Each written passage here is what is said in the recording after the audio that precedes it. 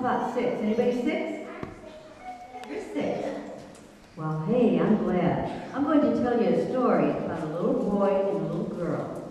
The little boy was Carl, and he was 6, and his little sister was 5, and her name was Carrie. Well, Carrie and Carl lived way out in the country. Do any of you live out in the country? Yeah. And what's it like in the country? Are there a lot of houses around? Well, yeah, usually the houses are kind of far apart. And where Carl and Carrie lived, there weren't any other houses anywhere around. You know what they did during the daytime? They loved to be outside. They liked to go outside and watch the chickens. They liked to watch the birds. They liked to chase butterflies. And one day as they were chasing a butterfly, they went far, far away from their home. But they didn't know they were that far because the butterfly kept going. And they kept going too. And finally, they saw a rabbit. Well, rabbits can hop along real fast. So they were hopping over the grass. And Carl and Carrie, they were hopping along right behind the rabbit. And then they looked, and everything looked different. They did have a lot of trees all around. And suddenly, they were out in the middle of a field, and there were no trees at all. And then they also looked, and the sky was dark.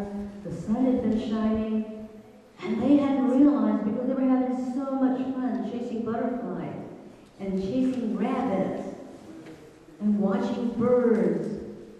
And they decided they had better go home. They looked around, and the trees were all around where they were. And they didn't know which way to go. And so when they noticed then this black clouds up in the sky, and Carrie said, I felt water. And they realized that it was going to rain, so they had to run as fast as they could somewhere. They didn't know whether it was the right direction or not, but they went way out into the woods, and Carrie was crying. She was so afraid. They heard the thunder, it was boom, boom, and it sounded so loud, and the lightning was flashing, and she was so scared. But they found a tree, and then as they looked, there was a bush over there. They decided to go crawl under that bush. And they stayed there as the lightning flashed and the thunder crashed. And Carrie was just crying, and Carl said, Carrie, don't cry. Remember, Jesus is with us. And Carrie remembered that Jesus was with them. And a few minutes later, it stopped raining, and they were very quiet. And Carl said, listen, I hear something. They listened and listened. And they could hear someone saying, Carl, Carrie, where are you? Who do you think that was? It was the mother. And they were so happy, and they listened for the sound of her voice, and then they started running as fast as they could.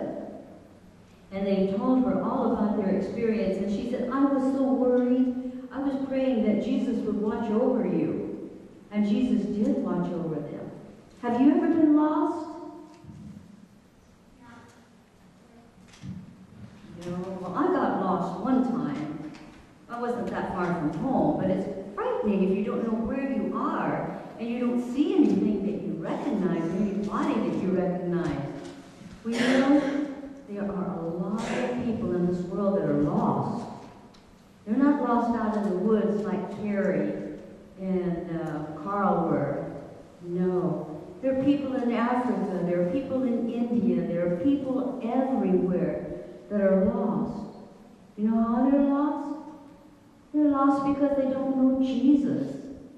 And I don't want to see them lost. I want them to know about Jesus. And we've had some experience of going to some of these countries where little boys and girls don't know about Jesus, and we've told them about Jesus and told their mommies and daddies. And I hope you will think that about all these people, these little boys and girls, and all the mommies and daddies and people all over the world that don't know Jesus. What does it mean to be lost to you? It means probably that you don't know where you are. And these people don't really know know Jesus. So when you do something this week, will you pray for all these people all around the world that don't know Jesus? How many of you will pray for them? Good, I'm glad. Because there are so many people that need to know Jesus. To know Jesus is to be happy, isn't it?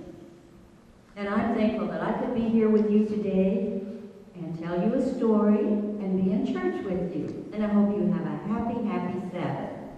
Thank you for being so quiet.